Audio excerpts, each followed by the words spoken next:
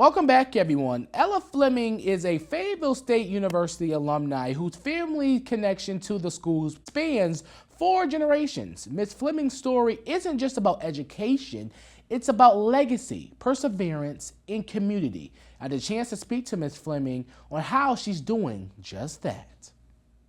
On the historic campus of Fayetteville State University, amid century-old oak trees and modern facilities, walks a living testament to educational persistence. Ella Strong, now Ella Fleming, graduated from FSU in 1970 with a degree in business education. But her connection to this institution began decades earlier through her father, James Alexander Strong, who attended FSU in the 1940s. Why did you want to carry on the legacy of being a Bronco here at Fayetteville State?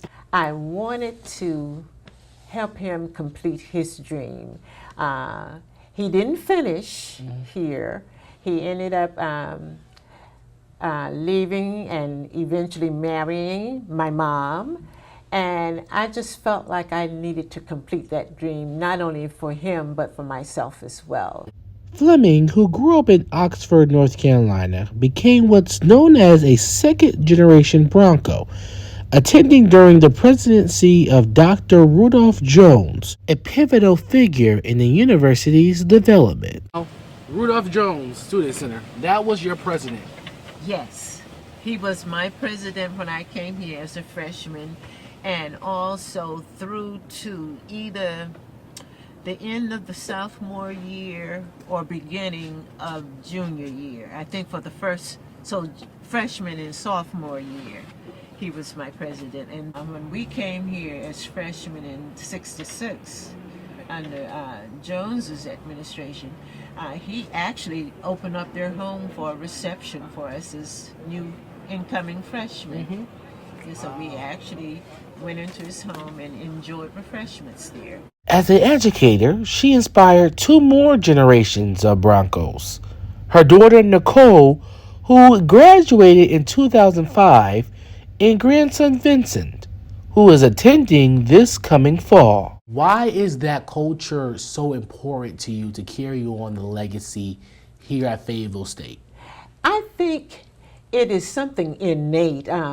My family, especially on my dad's side, a lot of them were educators. Also, too, they were, meaning my parents and my great-grandfather in particular, was a proponent of education. They all felt that education, especially for African Americans, was a ticket for your success. As a student, Ella would spend a lot of her college memories on the Cook Quad. There were a group of students that had formed a combo, a jazz band, and they were good too. And as a matter of fact, the current chancellor's mother-in-law was my classmate. Wow! She was dating one of the jazz persons at the time, and they would come there right where that young man is walking there now. They would set the band up there and just jam for the longest. Now, she also made a lot of memories in Joyner Hall, where she lived and became close with her dorm matron, Willie Ganaway, where she was one of her assistants. She didn't play games. She was one of those stern grandmothers. Now, was she someone that you trusted, that you could go to and ask anything if you had a problem with yes. her? Okay. Yes, yes. You're talking about a building full of young girls away from home, many of us for the very first time. Yeah. She needed to be stern. Yeah. Yeah. And that taught you to be who you are today. Right, exactly. Exactly. Now she just picked up where my mom and grandma left off. They were no-nonsense persons too.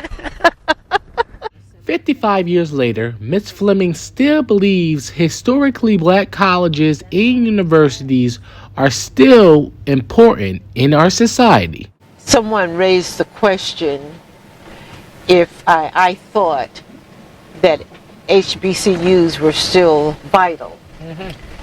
And more than ever now, especially with today's environment, with this new administration in the White House, you better believe they are vital. We stopped by the Helen T. Chick building, which was the school library and is named after Miss Fleming's old librarian. We also visited the Lilly Gymnasium, a place where Ella watched a lot of Bronco basketball games.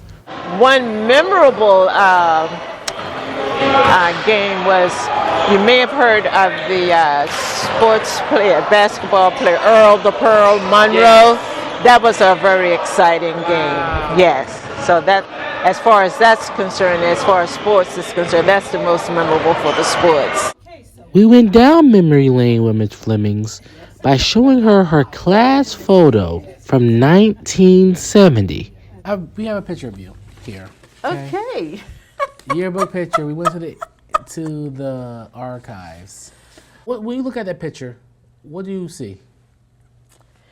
Determination and ready to step out into the world. This is my senior picture, of course. Yeah. This would have been taken during that senior year of 70. And I was ready. I knew I was getting ready to step out into the world. I knew I was going to teach and do some great things. I knew I was going to travel. So I think I was looking ahead to my destiny. I didn't know all of what it was going to be like. I just knew where I was headed. And she was headed in the right direction. Miss Fleming, who lives in Fayetteville now, is enjoying retirement life and occasionally continues to speak to FSU students. And we appreciate your greatness, Miss Fleming. We'll be right back.